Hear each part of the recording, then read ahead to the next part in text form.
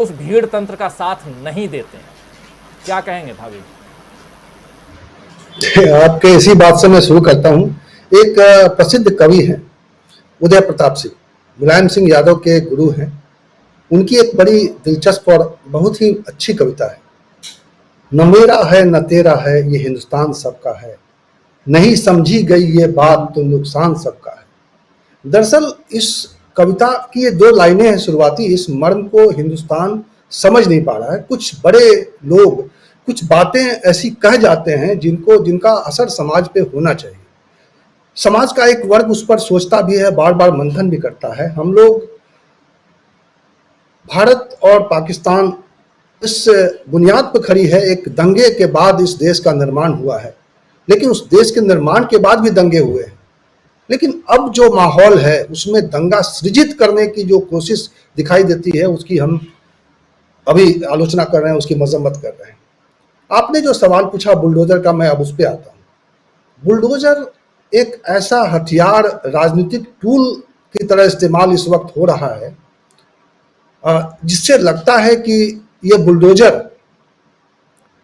किसी पार्टी को सत्ता में वापसी के लिए और शायद कुछ वोटरों को संतुष्ट करने के लिए, इस देश में एक राजनीति चलती रही है तुष्टीकरण, तो शायद ये तुष्टीकरण का एक टूल के रूप में हमारे सामने आया है। ये टूल जो है साफ तौर पर तुष्टीकरण को और तुष्ट कर रहा है कि हमारी राजनीति बदली नहीं है, उस राजनीति को करने वाले लोग बदल गए हैं। ये एक प्रयोग उत्तर प्रदेश में हुआ कि कोई कानून नहीं है, कानून कुछ और कहता है, लेकिन हम एक औजार ले आते हैं, एक राजनीतिक औजार ले आते हैं, उससे हम गैर संवैधानिक तरीके से चीजों को हैंडल करने की कोशिश करते हैं और एक संदेश देने की कोशिश करते हैं एक वर्ग विशेष को कि देखिए आपके जो दुश्मन हैं, क्योंकि हमने बना रखा है ना, हमने दुश्मन बना रखा है कि आप इनके दुश्मन हैं और आप इनके दुश्मन हैं, आप 80 हैं, आप 20 हैं। तो ये जो खेल है, इस खेल को जारी रखने के लिए एक टूल की तरह, एक औजार की तरह इस्तेमाल किया गया उत्तर प्रदेश में गैर कानूनी तरीके से। उत्तर प्रदेश में देखिए कि ये औजार इतना हिट साबित हुआ कि चुनाव के दौरान चुनावी सभाओं में उसका इस्तेमाल हुआ और एक वीडियो वायरल हुआ जिसमें योगी आदित्यनाथ हेलीकॉप्टर से देखते हुए अपने साथ में जो यात्रा कर रहे हैं रिपोर्टर को, जो आमतौर पर चुनावी कवर करने के लिए जब रिपोर्टर जाते हैं नेताओं के साथ, तो वो जा रहे थे, उनको दिखा रहे थे कि देखो बुलडोजर रखा है, और वो अपने भाषणों में बुलडोजर का इस्तेमाल करते थे। तो वो बुलडोजर इतना बड़ा राजनीतिक टूल बन गया है आज की तारीख में कि उसका इस्तेमाल भारतीय जनता पार्टी की सरकारें जहां जहां है, अभी तो आपको मामा जी इस्तेमाल करते हुए दिखाई दे रहे हैं। हो सकता है ये टूल इतना कारगर साबित हो जाए, ये टूल उनको इतना पसंद आ जाए, या ये टूल उनके लिए इतना काम करने लगे, उत्पादक उपयोगी हो जाए कि और भी राज्यों में इसका इस्तेमाल होने लगेगा। और अभी तो ये गैर कानूनी है, अभी ये गैर कानूनी तरीके से काम हो रहा है। भाई आप अगर कोई व्यक्ति माफिया भी है तो उसके खिलाफ भी कार्रवाई करनी है तो आपको अदालत का परमिशन चाहिए, आपको अदालत की स्वीकृति चाहिए। आप तो तय नहीं कर सकते, पुलिस तय नहीं कर सकती कि उसके ऊपर बुलडोजर चलाने की कार्रवाई करनी है, लेकिन ये चल रहा है। और ये भी एक खास बात है कि ये बुलडोजर अपनों पर नहीं चल रहा है। लखनऊ में तो इसका एक नजीर भी सामने आया कि जब बुलडोजर पहुंचा कार्रवाई करने के लिए, वहां पता चला कि वो जहां कार्रवाई होने जा रहा है वो तो अपने लोगों का है, यानी भारतीय जनता पार्टी से संबद्ध लोगों का ये मकान भवन जो भी है, और वहां बुलडोजर थम जाता है। तब सवाल उठना चाहिए कि ये बुलडोजर क्या ठीक है, और क्या इस बुलडोजर को धीरे धीरे कानूनी मान्यता और सामाजिक मान्यता तो मिल गई है, क्योंकि ये बुलडोजर कुछ लोगों के सीने पर बड़ा मलहम जैसा काम कर रहा है, और वो मलहम जैसा काम कर रहा है इसलिए इसका इस्तेमाल बढ़ रहा है। लग रहा है कि हमें वोट पैदा कर रहा है, ये वोट पैदा करने की मशीन की तरह सामने आया है। तो इसीलिए आप देख रहे हैं कि मध्य प्रदेश में जहां चुनाव होने वाले हैं, बात होती है कि भाई चुनाव की वजह से ये हो रहा है, चुनाव की वजह से हो रहा है। मैं इस बात को पक्के यकीन के साथ कहता हूं कि चुनाव की वजह से बहुत सारी चीजें होती हैं, और आप देख रहे हैं कि चुनाव है सिर पर। 24 से पहले 2 फेज के चुनाव हैं, और उन 2 फेज के चुनाव में, राज्यों के चुनाव में फेज की बात कर रहा हूं कि 2023 में भी चुनाव है और 2022 में के आखिर में भी चुनाव है।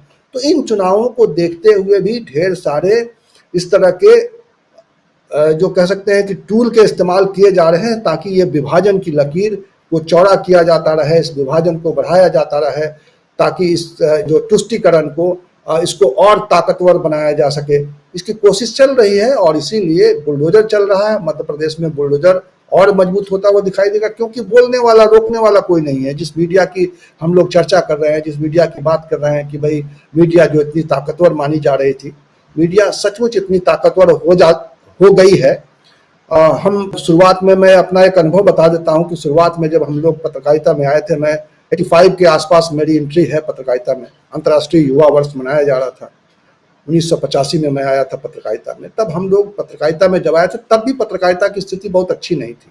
हम ये नहीं सोच पा रहे थे कि हम पत्रकारिता में जा रहे हैं तो हमें अच्छा वेतन मिलेगा, अच्छी जिंदगी जी पाएंगे। हमें लगता था हम समाज की सेवा कर पाएंगे, समाज की आवाज़ बन पाएंगे। लेकिन मीडिया हाउसेस ने तरक्की की, मीडिया में बहुत ज़्यादा अपॉर्चुनिटीज़ मिली और मीडिया तरक्की कर गया। आज वही तरक्की मीडिया का दुश्मन बन गया है। उसको अपनी तरक्की, उसका अपनी बिल्डिंग, उसके अपने खर्चे, उन पत्रकारों के इतने मोटी सैलरी, इन सब को वहन करने के लिए सरकार पर निर्भरता उनकी, उसको जलील और उसको अपनी स्थिति को या अपनी ईमानदारी को कायम रख पाने में विफल साबित हो रही है। और एक पूरी तरह से जो व्यावसायिकता घुस गई है, इसकी वजह से भी वो मीडिया आज लोकतंत्र का एक जो चौथा खंभा जिसको कहते थे, वो चौथा खंभा वो नहीं रह पाया है। और अब सिर्फ एक नई मीडिया जो सोशल मीडिया के तौर पर कुछ स्पष्ट आवाज या किसी आज़ाद आवाज जो पैदा हुई है, वो वहाँ पे कुछ बातें हो रही हैं। लेकिन वहाँ भी उनके पास भी ये आवाज़ है। जो लोग इस हिंदुस्तान की टेक्सचर को बदलना चाहते हैं, उनके पास भी ये टूल है, सोशल मीडिया का टूल। तो अब ये देखना है कि ये सोशल मीडिया का टूल जो है किसका काम कर पाता है, किसके लिए कितना बड़ा औजार बन पाता है।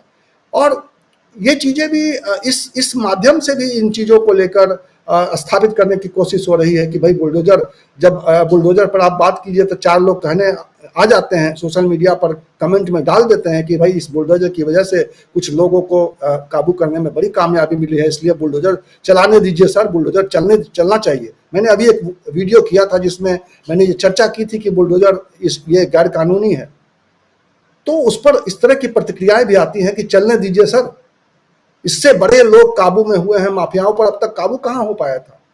लेकिन क्या कानून सम्मत काबू नहीं किया जा सकता है? क्या अभी कानून इतना कमजोर है? आप अंबेडकर के पैर पर फूल तो रखते हैं, लेकिन क्या अंबेडकर के संविधान में आपका इतना यकीन नहीं है कि आपको बुलडोजर की जरूरत पड़ रही है? आप उस संविधान को अगर पूरी ताकत के साथ इस्तेमाल कीजिए तो इस समाज का निर्माण कर सकते हैं। देश के निर्माण की बात करती है, लेकिन क्या समाज को छोड़कर देश का निर्माण हो पाएगा? मुझे नहीं लगता है कि बिना समाज को बनाए हुए और इस विखंडित समाज को, इस बिखरे हुए समाज को, इस टूटे हुए समाज को, इस डर के साये में जी रहे समाज को आप कोई बड़ा देश बना देंगे और विश्व गुरु बना देंगे और ये सपना आपका पूरा हो जाएगा। मुझे नहीं लगता। अखंड भारत की बातें भी होने लगी हैं। तो ये सब टोटके जो किए जा रहे हैं, ये कुछ मूर्ख लोगों को ये समझ में आ रहा है और वो शायद अंधेरे में है, क्योंकि भारत में अशिक्षा का भी अभाव है, शिक्षा का भी अभाव है। और अशिक्षित लोग ऐसी बातें, हम जिस तरह की बातें हम और आप इस माध्यम से कर रहे हैं और जो समझाने की कोशिश कर रहे हैं कि सत्य क्या है, असत्य क्या है, झूठ क्या है, फरेब क्या है, राजनीति क्या है और राजनीति के पीछे की राजनीति क्या है, ये समझो और तभी इस देश को आप भी बना पाओगे। ये नेता तो देश नहीं बनाएंगे, देश तो यहाँ की जनता ही बनाएगी।